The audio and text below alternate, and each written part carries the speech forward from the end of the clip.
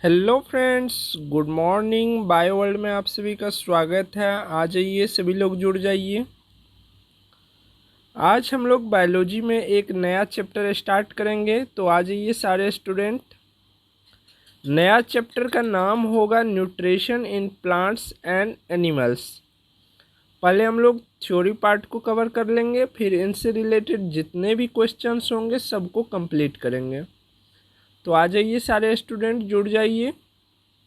तो चलिए बढ़ते हैं चैप्टर की ओर। तो आज हम लोग पढ़ेंगे nutrition in plants and animals. ठीक है, प्लांट्स में भी देख लेंगे और एनिमल में भी देख लेंगे, साथ साथ कंप्लीट कर लेंगे। ये बताइए, किसी भी जीव को सरवाइव करने के लिए क्या मोस्ट इम्पोर्टेंट है? ऑफ कोर्स भोजन, सभी लोग बोलिएगा। भोजन होना ही चाहिए।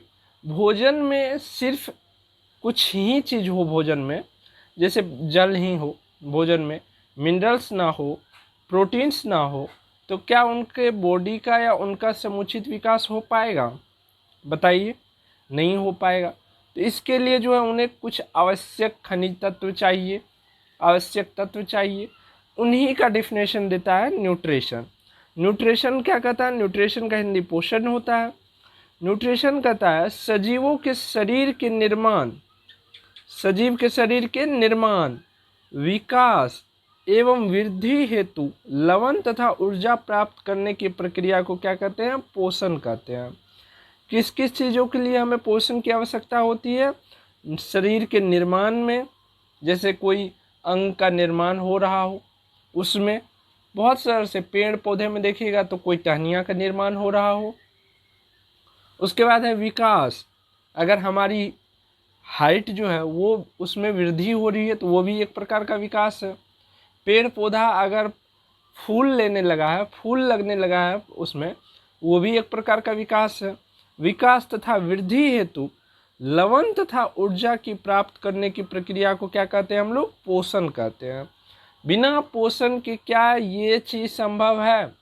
जो जीव जैसा आएगा इस वातावरण में वैसा ही रह जाएगा। अगर उसमें वृद्धि ना हो, अगर उसमें विकास ना हो, वैसा ही रह जाएगा। और वैसा ही रह जाता है पोषण के अभाव में। बहुत सारे बच्चे, कुपोषित बच्चे को देखे होंगे आप लोग, फोटो में, न्यूज में कहीं पर देखे होंगे। देखते हैं उसके शरीर का स्ट्रक्चर क्या आप लोगों से मिलता है?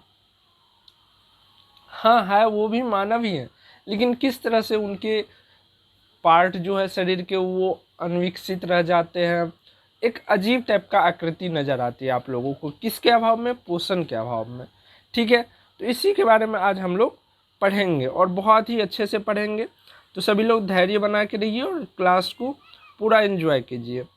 पोषण दो प्रकार के होते हैं, आप लोग 7वां क्लास से ही पढ़ते आ रहे होंगे। पहला होता है स्वपोषण, जिसको इंग्लिश में बोलते हैं ऑटोट्रोपिक न्यूट्रिशन। ठीक है, ऑटोट्रोपिक न्यूट्रिशन में आप सभी लोग जानते होंगे कि वैसा जीव जो अपना भोजन के लिए अन्य जीव पर निर्भर नहीं रहेगा, अर्थात वो खुद ही भोजन बनाएगा या संश्लेषित करेगा। ऐसे जीव को हम क्या बोलेंगे? ऑटोट्रोपिक। ऐसे जीव जो इस प्रकार के न्यूट्रिशन करते हैं उनको हम क्या बोलेंगे? Autotrophic nutrition. ठीक है, वैसे जीव को हम क्या बोलेंगे? स्वपोषी जीव, या उसमें होने वाले पोषण को क्या बोलेंगे? हम स्वपोषण बोलेंगे। ठीक है, ऐसे में आपका एग्जाम्पल की बात करें तो क्या आ जाएगा? सभी के सभी ग्रीन प्लांट्स, क्योंकि वो अपना भोजन स्वयं बनाते हैं। बोलिएगा कि सूर्य के लिए, सूर्य पे डिपेंड करते हैं। सूर्य सबके लिए आता है कि नहीं आता है? सूर्य अगर प्रकाश लेकर के आता है, क्या हम लोगों के लिए नहीं आता है? फिर हम लोग क्यों नहीं गेहूँ खुद से कर लेते हैं? हम लोग में भी गेहूँ खुद से उपज हो जानी चाहिए, नहीं होती है। पेड़ पौधा जो होते हैं वो गेहूँ उपज करते हैं, फिर हम लोग उसको काट करके लाते हैं, फिर जा करके यूज करते हैं। तो सभी के सभी हरे पौधे जो है वो क्या है? स्वपोषी है। उसमें कौन सा पोषण होता है? ऑटोट्रोपिक न्यूट्रिशन होता है। ठीक है, चलिए अब देखते हैं नेक्स्ट जो हम लोग में होता है, कौन? Heterotrophic nutrition.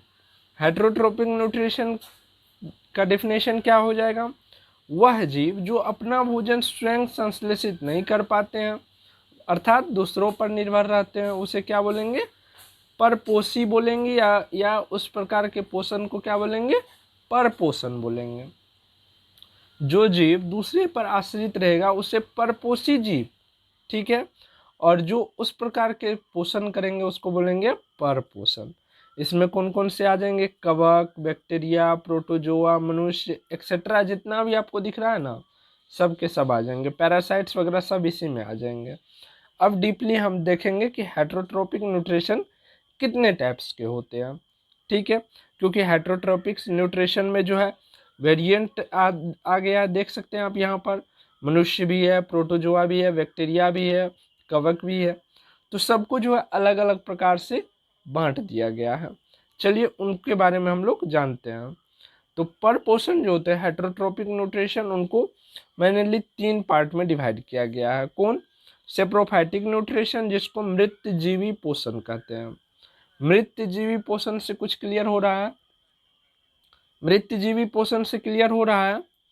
इस प्रकार के पोषण में क्या होगा, जीव अपने भोजन मरे हुए जंतु, ठीक है, मरे हुए जंतु या पेड़ पौधे से प्राप्त करते हैं। मृत जीवी पोषण, ऐसा पोषण जिसमें जीव मृत जीव से अपना भोजन प्राप्त करेगा या पौधे के शरीर से प्राप्त करेगा, ठीक है। पौधा ऐसा पौधा जो मृत भी हो और सजीव भी हो, दोनों प्रकार के पौधे हो सकते हैं यहाँ पर, ठीक है। लेकिन जीव, अगर जंतु की बात आएगी तो वो मरा हुआ ही होगा अधिकतर, ठीक है।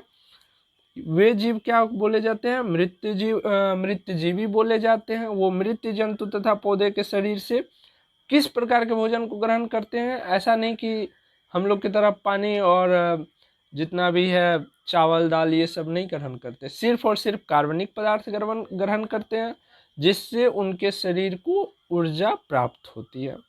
क्या करते हैं, सिर्फ और सिर्फ कार्बनिक पदार्थों का अवशोषण करते हैं, जिससे उन्हें ऊर्जा प्राप्त होती है। इसके एग्जाम्पल्स आपको हो जाएंगे कवक, बैक्टीरिया, प्रोटोजोआ, इनको याद रखिएगा, ठीक है। एग्जाम्पल मृत जीवी यानी कि सेप्रोफाइटिक न्यूट्रिशन के कौन कौन से एग्जाम्पल हैं, तो कवक, बैक्टीरिया, प्रोटोजोआ, ठीक है। और एक बात खास याद रखना है कि ये मृत जीवी जो होते हैं, जितने भी जीव से होते हैं, मृत जीवी पोषण जो जीव करते हैं, वो अपना जो भोजन ग्रहण करते हैं वो केवल और केवल तरल रूप में, ठीक है, ऐसा नहीं कि ठोस रूप में, चीनी नहीं खाते हैं वो। कार्बनिक पदार्थ वो भी मृत जीवी के, मृत जीवी जो भी मृत जीव रहेगा उसका तो बॉडी डिकम्पोज होने लगेगा, गलने लगेगा, तो उस स्थिति में क्या करता है मृत जीवी, अपना भोजन प्रायः तरल अवस्था में अवशोषित करते हैं। किस अवस्था में, तरल अवस्था में। ऐसा क्वेश्चन आप लोगों से पूछा जा सकता है कि मृत जीवी अपना भोजन किस अवस्था में ग्रहण करते हैं, ठीक है। तो वहाँ कई प्रकार के ऑप्शंस दिखाई पड़ेंगे जो आपको कंफ्यूज करेंगे, तो कंफ्यूज नहीं होना है, कंसेप्ट क्लियर रखना है कि मृत जीवी जो होते हैं सेप्रोफाइटिक न्यूट्रिशन करने वाले जीव, जैसे कवक, बैक्टीरिया और प्रोटोजोआ, ये लोग क्या करते हैं, ये जो भोजन प्राप्त करते हैं यानी कि कार्बनिक पदार्थ जो अवशोषित करते हैं, किस रूप में, तो तरल अवस्था में, तरल को लिक्विड बोलते हैं, ठीक ना, तो तरल अवस्था में ये अवशोषित करते हैं। अब चलते हैं पैरासिटिक न्यूट्रिशन के बारे में, परजीवी पोषण। परजीवी, पर पोषण का ही ये सेकेंड टाइप है। कौन सा, परजीवी पोषण। परजीवी पोषण में क्या होगा, इस प्रकार के पोषण में जीव दूसरे जीवों के शरीर से अस्थायी या अस्थायी रूप से जुड़ करके अपना भोजन प्राप्त करते हैं। देखिए ये पैरासिटिक न्यूट्रिशन में क्या होते हैं, जीव जो होते हैं जो इस प्रकार के न्यूट्रिशन करते हैं, वो होस्ट सेल, जैसे आप ही के बॉडी में मान के चलिए, आप ही के बॉडी में रह गया, जैसे कभी कभी बोलते हैं ना कि पेट में 40 हो गया, वर्म बोलते हैं उसको, वर्म हो गया, क्या वो शरीर के अंदर है कि नहीं है, है। जब हम टेबलेट खाते हैं तो वो मर जाता है, निकल जाता है, लेकिन जब तक हम टेबलेट नहीं खाते तब तक तो वो अस्थायी रूप से रह सकता है ना, अस्थायी या अस्थायी रूप से वो रह सकता है। वो क्या करेगा, शरीर में रहकर ही, ठीक है, शरीर में रहकर ही, शरीर से ही भोजन प्राप्त करता है, ठीक है, शरीर में रहकर ही, शरीर से ही अपना भोजन प्राप्त करता है। ऐसे के एग्जाम्पल कौन कौन से आ जाएगा, गोल कृमि, हुकवर्म, टेपवर्म और कुछ कवक, कुछ कवक भी इसमें आ जाएंगे, और कुछ कवक जो है यहाँ पर सेप्रोफाइटिक न्यूट्रिशन जो है इसमें देख रहे हैं कवक है, तो यहाँ पर पैरासाइटिक न्यूट्रिशन में जो है बहुत कम ही रेयर केस में कवक देंगे, नहीं तो नहीं देंगे। तो यहाँ पर जो है जीवाणु भी इसमें आ जाएगा। और ख़ास करके जो होता है पैरासाइटिक न्यूट्रिशन का जो मेन एग्जाम्पल होता है वो अमरवेल का पौधा होता है। ठीक है, इसको ट्रिपल स्टार से नोट कर लीजिएगा। अमरवेल का पौधा शायद आप लोग देखे होंगे, पीला पीला कलर का होता है। किसी भी पौधा पे, अन्य पौधा पे अगर उसको थोड़ा सा उनका जो है टुकड़ा फेंक दीजिएगा तो कुछ ही समय में पूरा ऊपर से जो है एक जाल की तरह से उस पौधे को ढक लेगा। आप लोगों को पता चलेगा कि इस पौधा का जो है पीला ही कुछ है, पत्ता है जो भी है पीला ही है, लेकिन वो अमरवेल रहता है जो ऊपर से ही आकर के पैरासाइटिक न्यूट्रिशन करते हैं जब तक रहते हैं, और धीरे धीरे उस पौधे के जितने भी पत्ते रहते हैं वो गिर जाते हैं और वही पूरे तरह से इस पर छा जाते हैं। तो आपका फेमस जो इसका हो गया एग्जाम्पल वो अमरवेल का पौधा। लेकिन इन तीनों को भी याद रखिएगा, गोलकृमि, हुकवर्म, टेपवर्म। वर्म वही होता है जिसको हिंदी में चाली बोलते हैं हम लोग। ठीक है, वर्म पेट में भी होता है। अब इसमें कुछ और पॉइंट याद रखना है। इस तरह से भोजन प्राप्त करने वाले जीव परजीवी कहलाते हैं, क्योंकि ये दूसरे पे डिपेंड कर रहे हैं तो परजीवी तो कहलाएंगे ही। ठीक है, तथा जिस जीव के शरीर से अपना भोजन प्राप्त करते उन्हें होस्ट यानी कि पोषी कहते हैं। वर्म हमारे पेट में होता है, हमारे शरीर का ही सारे एनर्जी को वो यूज करते हैं, तो हम उनके लिए, वर्म के लिए हो गए हम होस्ट हो गए। ठीक है, हम होस्ट सेल या होस्ट बॉडी उनके लिए हो गए, तो ये बात याद रखिएगा। ठीक, चलिए अब तीसरा न्यूट्रिशन का जो टाइप है उनके बारे में जानते हैं। उनको बोला जाता है होलोजोइक न्यूट्रिशन, जिसको बोलते हैं प्राणी संपोषण। इस प्रकार के पोषण में जीव अपना भोजन पौधे के उत्पाद या दूसरे जंतुओं से प्राप्त करते हैं। इस प्रकार के पोषण में क्या करते हैं, पौधा के द्वारा जो उत्पन्न कुछ फल, अनाज, कुछ भी वगैरह जो उत्पाद जिसको बोला जाता है उसे या दूसरे जंतु से प्राप्त करते हैं। किस प्रकार के प्राणी संपोषण। ठीक है, होलोजोइक न्यूट्रिशन करने वाले प्राणी इस प्रकार के पोषण करते हैं। ठीक है, इसमें कौन कौन से आ जाएंगे, मेढक, मनुष्य, अमीबा। ठीक है, यहाँ पर अमीबा देखिएगा तो कीट पतंग खाते हैं, ये जंतु को खा लिए। लेकिन मनुष्य देखिएगा तो हम लोग कुछ पौधे भी खाते हैं, जैसे साग के रूप में जो इस्तेमाल करते हैं हम लोग, वो क्या है, पौधे, छोटे छोटे अनाज जो गेहूँ चावल होता है वो भी हम एक प्रकार से पौधा का ही इस्तेमाल करते हैं। तो इसीलिए बोला गया पौधे के उत्पाद, डायरेक्ट पौधा को नहीं खा करके हम जैसे गेहूँ यूज करते हैं तो पौधा का नहीं यूज कर रहे, पौधा में जो बीज बन रहा उसका इस्तेमाल कर रहे हैं, तो वहाँ पर उत्पाद हो गया। ठीक है, मेढक हो गया जो कीड़ा मकोड़ा खाते हैं तो जंतु हो गया। तो यहाँ पर आप लोगों को तीनों के एग्जाम्पल से क्लियर हो गए होंगे कि कौन कौन से जो है न्यूट्रिशन है और उनके कौन कौन से एग्जाम्पल हैं। तो यहाँ पर जो है तीन आप लोगों को दिखाए, पहला है सेप्रोफाइटिक न्यूट्रिशन, दूसरा है पैरासिटिक न्यूट्रिशन और तीसरा है होलोजोइक न्यूट्रिशन। ठीक है, अब जो है ये न्यूट्रिशन जो है पोषक तत्व के लिए ले रहा है ताकि उन्हें पोषक तत्व मिले, उनके शरीर में जो है समुचित वृद्धि हो। लेकिन ये पोषक तत्व होता क्या क्या है, किसको हम पोषक तत्व के अंतर गिनती करेंगे, किसको नहीं करेंगे, ये भी आपको जानकारी में होना चाहिए। चलिए अब हम लोग जानते हैं कि हमारे पोषक तत्व में जो है कौन कौन से पदार्थ आते हैं। तो यहाँ पर पोषक तत्व का लिस्ट बना दिए हम आप लोगों के लिए, ऑर्गेनिक एक तरफ और इनऑर्गेनिक एक तरफ। ऑर्गेनिक को हिंदी में क्या बोलते हैं, कार्बनिक बोलते हैं, और इनऑर्गेनिक को अकार्बनिक बोलते हैं। ठीक है, दो प्रकार से हम पोषक तत्व को बांट दिए हैं, कार्बनिक और अकार्बनिक में। कार्बनिक कौन कौन से हैं, कार्बोहाइड्रेट है, वसा है, प्रोटीन है, विटामिन है। और अकार्बनिक जो है इनऑर्गेनिक वो कौन कौन से हैं, खनिज लवण, पानी और ऑक्सीजन। ये क्या है, इनऑर्गेनिक पदार्थ है जो हमारे पोषक तत्व में होना ही चाहिए और होते हैं। ठीक है, तभी जा कर के इन सभी को मिला करके हमारा जो भोजन हो वो पोषक तत्वों से भरपूर रहेगा, या हम बोल सकते हैं कि पोषक युक्त जो है हम भोजन ग्रहण कर रहे हैं। अब हम हाइड्रोकार्बन, वसा, प्रोटीन, विटामिन के बारे में जानेंगे। खनिज लवण के बारे में आप लोग भली भांति जाने होंगे, पानी के बारे में जानते ही होंगे और ऑक्सीजन के बारे में जानते ही होंगे। फिर भी हम इसके बारे में आप लोगों को डिटेल में बता देंगे कि कितना % हमारे शरीर में होता है, खनिज लवण, पानी, ऑक्सीजन कितनी % होती है। चलिए अभी हम लोग जो है डीपली जो है कार्बोहाइड्रेट, वसा, प्रोटीन और विटामिन के बारे में जानते चलते हैं। अगर कार्बोहाइड्रेट की बात करें तो कार्बोहाइड्रेट जो है पॉलीहाइड्रोक्सी एल्डिहाइड या कीटोन होते हैं। क्या होते हैं? पॉलीहाइड्रोक्सी एल्डिहाइड या कीटोन होते हैं। सामान्यतः ये बने किस चीज़ से होते हैं? कार्बन, हाइड्रोजन और ऑक्सीजन से बने होते हैं। ठीक है, किन किन चीज़ों से? कार्बन, हाइड्रोजन और ऑक्सीजन से बने होते हैं। CHO को क्या बोलते हैं? CHO को क्या बोलते हैं बताइएगा ज़रा। ठीक है, इनका अनुपात, अगर CHO का अनुपात देखिएगा तो इसका अनुपात होता है 1:2:1।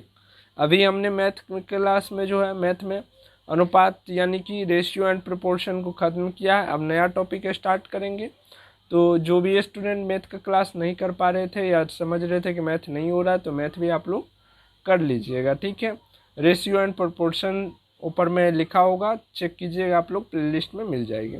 ठीक है, चलिए अगला पॉइंट देखते हैं कार्बोहाइड्रेट की। कार्बोहाइड्रेट पृथ्वी पर सर्वाधिक मात्रा में पाए जाने वाले जैव अणु है। ठीक है, कार्बोहाइड्रेट की मात्रा पृथ्वी पर जो है सर्वाधिक है और हमारे शरीर के भार के 1% जो है हमारे शरीर में कार्बोहाइड्रेट होता है।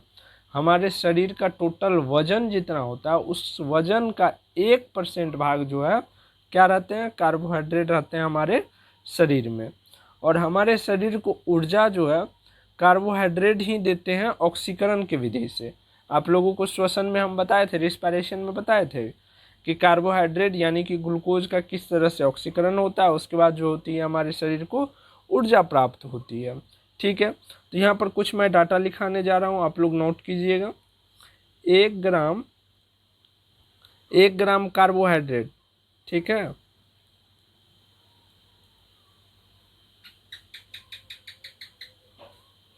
1 ग्राम कार्बोहाइड्रेट कितना कैलोरी जूल ऊर्जा देता है? 17।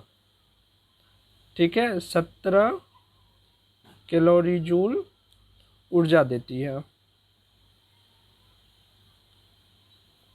ठीक है, 17 कैलोरी जूल 1 ग्राम कार्बोहाइड्रेट ऊर्जा देती है। और कार्बोहाइड्रेट का जो स्रोत है वो आप लोगों को गन्ना का जूस है, जो कि फास्ट इंस्टेंट आपको शरीर में एनर्जी देगा। कभी वीकनेस हो तो आप ज़रूर 1 गिलास पी लीजिए ताकि आप लोगों को जल्द से जल्द क्या करे, आपके शरीर में जो है एनर्जी प्रोवाइड करवा सके, क्योंकि इसका जो ऑक्सीकरण होता है बहुत ही जल्दी होता है, क्विकली। इसको बोला जाता है क्विक एनर्जी देना। प्रोटीन और फैट का जो होता है ऑक्सीकरण बहुत ही धीमे से होता है इसके अपेक्षा। ठीक है, सबसे फास्ट इनका होता है, उसके बाद प्रोटीन का होता है, और फैट का जो होता है सबसे धीमा होता है। ठीक है, बहुत ही धीमा होता है। जब फास्टिंग के दौरान हम रहते हैं उस समय फैट का यूज करते हैं, नहीं तो इधर आमतौर पर जो होती है हमारे शरीर फैट का ऑक्सीकरण नहीं कर पाती है। ठीक है, चलिए अब कार्बोहाइड्रेट के टाइप्स देख लेते हैं। जब भी डीप से क्वेश्चन पूछा जाता है तो वहाँ से ज़रूर क्वेश्चन उठता है। तो कौन कौन से टाइप्स आते हैं और किस टाइप्स में कौन सा ग्लूकोज आते हैं, जिनका नाम आप लोग भली भांति सुने होंगे। तो कार्बोहाइड्रेट को जो है मेनली 3 भागों में बांटा गया है, मोनोसेक्राइड्स, डाइसेक्राइड्स, इसी को हिंदी में ओलिगोसेक्राइड्स भी बोलते हैं। ठीक है, और इंग्लिश में डाइसेक्राइड बोलते हैं। ठीक है, कहीं कहीं पर इसका इंग्लिश भी ओलिगोसेक्राइड ही दिखाई देगा। डाइसेक्राइड या ओलिगोसेक्राइड एक ही होता है। ठीक ना। उसके बाद जो है तीसरा है पॉलीसेक्राइड। तो मोनोसेक्राइड में जो है यहाँ पर ग्लूकोज के केवल एक अणु रहेंगे। ग्लूकोज बोलिए या शुगर बोलिए, ठीक है, शुगर बेहतर होगा, शुगर बोलिए। यहाँ पर क्या होते हैं, केवल एक शुगर यानी कि शुगर के एक मॉलिक्यूल होते हैं मोनोसेक्राइड्स में। और मोनोसेक्राइड्स के एग्जाम्पल है ग्लूकोज, ठीक है, फ्रक्टोज और ग्लैक्टोज। ग्लैक्टोज भी हो सकता है और यहाँ पर राइबोस भी हो सकता है। ठीक है, राइबोस। ठीक, तो मोनोसेक्राइड में राइबोस भी आता है। ठीक ना, याद रखिएगा। ग्लूकोज, फ्रक्टोज, राइबोस, ये तीनों के तीनों किस में आ जाएंगे, मोनोसेक्राइड्स में आ जाएंगे। अब बात करते हैं ओलिगोसेक्राइड्स यानी कि डाइसेक्राइड्स की। डाइसेक्राइड्स में यहाँ पर शुगर के मॉलिक्यूल जो होते हैं कितने होते हैं, कम से कम 2 और अधिक से अधिक 9। कितने रहेंगे, कम से कम 2 और अधिक से अधिक 9 रहेंगे। इतने जो है यहाँ पर शुगर के मॉलिक्यूल्स रहेंगे। और इनके एग्जाम्पल्स हो जाएंगे आपको कौन कौन से, सुक्रोज यहाँ पर दिया हुआ है, देख सकते हैं, सुक्रोज, माल्टोज, और तीसरा क्या हो जाएगा, लैक्टोज। याद रखिएगा, सुक्रोज, माल्टोज, लैक्टोज। ठीक है, इनमें भी 3 है, इनमें भी 3 है, याद रखिएगा, ठीक ना। उसके बाद तीसरा आता है पॉलीसेक्राइड्स। पॉलीसेक्राइड्स में जो है अधिक से अधिक 100, ठीक है, मतलब 100 से अधिक ही रहेंगे यहाँ पर किसके मॉलिक्यूल्स, शुगर के मॉलिक्यूल्स, ठीक है, 100 से अधिक, तब कहलाएंगे पॉलीसेक्राइड्स। ठीक है, और इसके जो एग्जाम्पल्स होते हैं, एग्जाम्पल्स में क्या क्या आ जाएगा, starch, glycogen, chitin, cellulose, hyaluronic acid, तो ये सभी के सभी आ सकते हैं, देख लीजिए, सेल्यूलोज, स्टार्च, ग्लाइकोजेन और पेप्टाइडोग्लाइकेन। ठीक है, इतना यहाँ पर दिया हुआ है। स्टार्च दिया रहे तब भी इसी में आएगा, पॉलीसेक्राइड में ही आएगा। काइटिन दिया रहे तो भी इसी में आएगा। तो इन सभी के एग्जाम्पल्स आपके होठ पर याद होना चाहिए। ठीक है, प्लीज़ आप लोग बात मानिए, बीएससी नर्सिंग हो या जहाँ पर भी हो, यहाँ से अगर पूछे जाएंगे तो कार्बोहाइड्रेट्स के टाइप में अगर क्वेश्चंस डीपली जाएंगे तो इनमें से कौन पॉलीसेक्राइड्स शुगर है, ऐसा पूछा जाएगा। ठीक है, इनमें से कौन पॉलीसेक्राइड्स शुगर है, तो वहाँ पर आपको ऑप्शन में ये दिया रहेगा, या तो चारों के चारों दिया रहेगा तो ऑल एक ऑप्शन दे देंगे, नहीं तो इनमें से कोई एक दे रहे रहेंगे। ठीक है, तो हमेशा इसको याद रखिएगा। चलिए अब आगे बढ़ते हैं, शुगर के बारे में आप लोगों को पता चल गया। अब बढ़ते हैं किसके बारे में, कौन सा था, कार्बोहाइड्रेट के बाद कौन सा आया था, वसा आया था। तो चलिए हम वसा के बारे में जानते हैं। ये भी बता दिए कि हमारे बॉडी में जो है कितने % कार्बोहाइड्रेट की मात्रा होती है, तो समुचित भार के, कितना, समुचित भार के 1%। ठीक है, पूरे बॉडी का जितना वेट होगा उसका केवल 1% कार्बोहाइड्रेट हमारे शरीर में होते हैं। लेकिन अगर वातावरण की बात करें तो सर्वाधिक यही होते हैं, कार्बोहाइड्रेट ही होते हैं। ठीक है, चलिए अब फैट के बारे में जानते हैं। ठीक है, फैट को हिंदी में वसा बोलते हैं और इसको अक्सर जो है लिपिड भी बोला जाता है। वसा जो है कार्बोहाइड्रेट, प्रोटीन के साथ साथ ये भी एक महत्वपूर्ण न्यूट्रिएंट है जो कि शरीर को क्या करता है, ऊर्जा एवं विभिन्न तरह के, ठीक है, विभिन्न तरह के महत्वपूर्ण पदार्थ प्रदान करते हैं। ठीक है, वसा का हाइड्रोलाइसिस जो होता है वो अग्न्याशय से एक एंजाइम निकलते हैं जिसका नाम होता है एमाइलेज। इसके द्वारा जो है वसा का हाइड्रोलाइसिस होता है। ठीक है, आप कुछ लोग सुने होंगे लाइपेज, फैट पर जो है लाइपेज एंजाइम जो है वर्क करते हैं। उसके बाद फैट को फैटी एसिड और ग्लूकोज या ग्लिसरॉल में तोड़ते हैं, वो भी सही है। लेकिन यहाँ पर जो है हाइड्रोलाइसिस की अगर बात होगी तो यहाँ पर एमाइलेज जो है वो यूज होगा। ठीक है, एमाइलेज यूज होता है। एमाइलेज कहाँ से निकलते हैं, अग्न्याशय से निकलते हैं। ठीक है, उसके बाद नेक्स्ट पॉइंट, बहुत सारे पॉइंट इतने इम्पोर्टेंट है कि आप लोगों को बाद में पता चलेगी। ठीक है, इसलिए सारे के सारे पॉइंट्स आपके कॉपी में नोट होना चाहिए। ठीक है, फाइनल टेस्ट जो होगा इस बार 28 या 29 को, रविवार, जो लास्ट रविवार इस मंथ के पढ़ने जा रहे हैं, फाइनल टेस्ट हो रहा। उससे पहले मैं बायोलॉजी का नोट्स चेक कर लूँगा। ठीक है, क्योंकि बायोलॉजी में ये शायद तीसरा या चौथा चैप्टर चल रहा होगा, तो नोट्स सभी स्टूडेंट का तैयार होना चाहिए, मैं चेक करूँगा। इस बीच मेरा तबीयत ख़राब हो गया था, इसीलिए आप लोगों की पढ़ाई से थोड़ा सा मेरा ध्यान हट गया था, बट अब जो है सब कुछ सही चलेगा। आप लोगों को नोट्स बना करके दिखाना होगा। और इंग्लिश के स्टूडेंट जितने भी इंग्लिश के कोर्स कर रहे हैं उनका भी नोट्स मैं चेक करूँगा फाइनल टेस्ट होने से पहले। और जो भी स्टूडेंट टेस्ट में अटेंड नहीं कर पा रहे हैं तो प्लीज़ आप करके आप टेस्ट ग्रुप से बाहर निकल जाइए। आप संख्या वहाँ पर मत दिखाइए हमको कि हम इतने संख्या में आपके पास पेड ग्रुप में है और टेस्ट दे रहे हैं। अगर टेस्ट नहीं दे रहे तो आप किसी काम के नहीं हैं, नालायक है, और जो भी बोल सकते हैं आपको बोलना चाहिए। ठीक है, आप निकल जाइए वहाँ से। चलिए पॉइंट पर आते हैं। तो यहाँ पर फैट की बात हो रही थी, वसा की बात हो रही थी। अगर एनिमल एनिमल का फैट जो होता है वो किस प्रकार का होता है, प्राकृतिक यानी कि नेचर उसका कैसा होता है, तो वो सेमी सॉलिड होते हैं, ठीक है, जिसको हिंदी में बोलते हैं अर्ध ठोस। सेमी सॉलिड को हिंदी में क्या बोलते हैं, अर्ध ठोस बोलते हैं, ठीक है। पशु का वसा जो होता है वो अर्ध ठोस होता है। वही अगर वेजिटेबल फैट की बात करें तो वेजिटेबल फैट जो होता है वो ऑयल यानी कि तेल के रूप में होता है, जैसे कि वनस्पति घी जिसको हम बोलते हैं डाल्टा वगैरह, वो क्या हो गया, वनस्पति तेल हो गया, ठीक है, वनस्पति वसा तेल। वो वसा तेल ही होता है जिसको हम डाल्डा बोलते हैं, ठीक है। वसा जो होते हैं वो जल में अघुलनशील होते हैं, अर्थात जल में वसा नहीं घुलेंगे। तो फिर घुलेंगे किस में भाई, तो वसा जो है वो क्लोरोफॉर्म में घुलेंगे, बेंजीन में घुलेंगे और ईथर में घुलेंगे, ठीक है। याद रखिएगा कि ऐसा क्वेश्चन आप लोगों से पूछा जा सकता है कि वसा घुलनशील होते हैं, ऑप्शन में दिया रहेगा, इनमें से क्लोरोफॉर्म, बेंजीन या ईथर कोई एक दिया रहेगा आपको, ठीक है।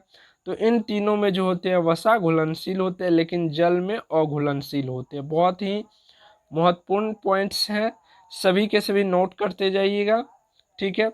अब बात करते हैं कि हमें कार्बोहाइड्रेट से आप लोगों ने देखा कि 1 ग्राम कार्बोहाइड्रेट में 17 कैलोरी जूल एनर्जी प्राप्त हो रही थी, ठीक है। लेकिन यहाँ पर अगर हम बात करें तो यहाँ पर 17 कैलोरी जूल नहीं मिलेगा, ठीक है, उससे अधिक मिलेगा, ठीक ना, क्योंकि 18 दूनी 36 होती है, लेकिन यहाँ पर 37 है। 2 ग्राम फैट में जो है यहाँ पर 37 कैलोरी जूल एनर्जी हमें प्राप्त होती है। तो 1 ग्राम फैट के अनुसार आप निकाल सकते हैं, लेकिन मैं बार बार बता रहा हूँ कि फैट जल्दी टूट करके ग्लूकोज के रूप में नहीं आते हैं, इसमें टाइम लगते हैं।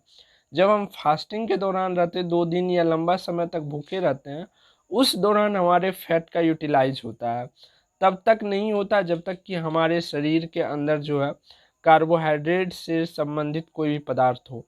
अगर कार्बोहाइड्रेट से संबंधित कोई पदार्थ हमारे शरीर में है तो सबसे पहले उसका क्या होगा, यूटिलाइज होगा। उसके बाद जो होती है प्रोटीन में हाथ लगती है, प्रोटीन के बाद फैट में हाथ लगाता है, ठीक है।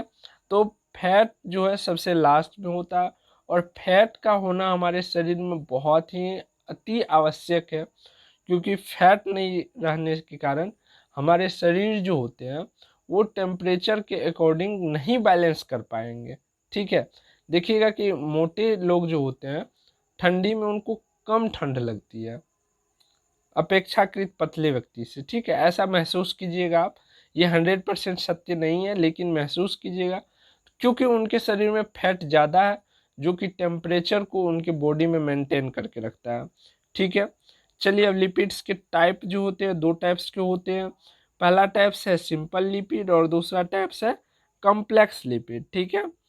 पहला जो सिंपल लिपिड है ये क्या करता है, फैटी एसिड नहीं रखता है, ठीक है। जिसमें फैटी एसिड नहीं हो उसे हम सिंपल लिपिड बोलेंगे, जिसमें फैटी एसिड रहेगी उसको हम क्या बोलेंगे, कॉम्प्लेक्स लिपिड बोलेंगे, ठीक है। चलिए एक रिएक्शन यहाँ पर लिख लीजिए आप लोग। फैट पर कौन सा एंजाइम वर्क करता है फैटी एसिड चेंज करने में, एमाइलेज और लाइपेज, ठीक है, LIPASE, ठीक है। लाइपेज, लाइपेज नहीं लाइपेज, ठीक है। लाइपेज किस किस चीज़ में तोड़ देते हैं फैट्स को, बताइए किन्हीं को पता है तो, फैटी एसिड, फैटी एसिड और किस चीज़ में, ग्लूकोज में, ठीक है, इसमें तोड़ देते हैं हम। चलिए अब प्रोटीन के बारे में जानते हैं। धीरे धीरे जो हम सबको करके ख़त्म कर लेंगे, फिर जो है आगे बढ़ेंगे, ठीक है। चलिए अब प्रोटीन के बारे में जानते हैं। तो प्रोटीन के बारे में आप लोग जानते होंगे कि ये जो है एक आवश्यक पोषक तत्व है जो जिनको कार्बनिक पदार्थ के अंतर्गत हम लोग जानते हैं। प्रोटीन टर्म देने वाले वैज्ञानिक जो थे वो थे बर्जीलियस साहब ने। इन्होंने कब दिया था, 1838 ईस्वी में, ठीक है, 1838 ईस्वी में। Term protein was given by Berzelius, कब, 1838 ईस्वी में, ठीक है। प्रोटीन को शरीर निर्माण के लिए आवश्यक माना जाता है, क्योंकि प्रत्येक सेल का जो डेवलपमेंट होती है प्रोटीन से ही होती है, ठीक है। और मानव शरीर का लगभग 10 से 15% भाग जो होता है वो प्रोटीन का ही बना होता है। ठीक है, 10 से 15% भाग, यहाँ पर डाटा को खास करके याद रखिएगा। ठीक है, प्रोटीन किस किस चीज़ से बना होता है, जैसे कार्बोहाइड्रेट बताए थे कि बना होता है किस चीज़ से, वसा, फैट में क्या होता है, तो उसी प्रकार से प्रोटीन भी बने होते हैं किसी न किसी तत्व से, इसीलिए इसे कार्बनिक तत्व के अंदर रखा गया। कार्बनिक तत्व के अंतर्गत क्यों रखा गया, क्योंकि इसके अंदर कार्बन मौजूद होंगे। ठीक है, कार्बनिक तत्व वही होते हैं जिनके अंदर कार्बन मौजूद होते हैं।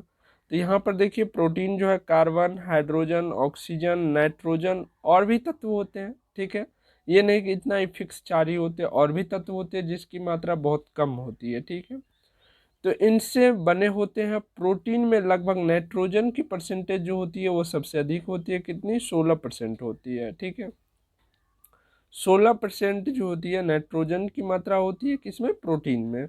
ठीक है, चलिए अगला पॉइंट देखिए प्रोटीन को लेकर के कितना इम्पोर्टेंट है। जीव में सर्वाधिक पाए जाने वाले प्रोटीन का जो टाइप्स होता है वो होता है कोलेजन। ठीक है, सर्वाधिक यही टाइप्स पाए जाते हैं। हम प्रोटीन के टाइप्स को भी बता देंगे। ठीक है, तो टेंशन नहीं लेना है, प्रोटीन्स के टाइप वैसे पूछे नहीं जाते हैं, लेकिन अगर आप लोग कहिएगा तो हम उनके टाइप्स को भी बता देंगे, कितने प्रकार के टाइप्स होते हैं, उनका यूज क्या क्या होता है। ठीक है, चलिए अब प्रोटीन बात रही, प्रोटीन जो है कई प्रकार के जो होते हैं एमिनो एसिड से मिल करके बने होते हैं। अगर गिनती कीजिएगा टोटल एमिनो एसिड की संख्या तो इसमें 20 आपको मिलेंगे। ठीक है, और ये एमिनो एसिड जो है ये आपस में जुड़े रहते हैं, वन लाइनर श्रृंखला बना करके। ठीक है, लीनियर श्रृंखला बना करके ये आपस में जुड़े होते हैं। ठीक है, क्योंकि डीएनए के प्रत्येक अणु को हम क्या बोलते हैं, जीन्स बोलते हैं।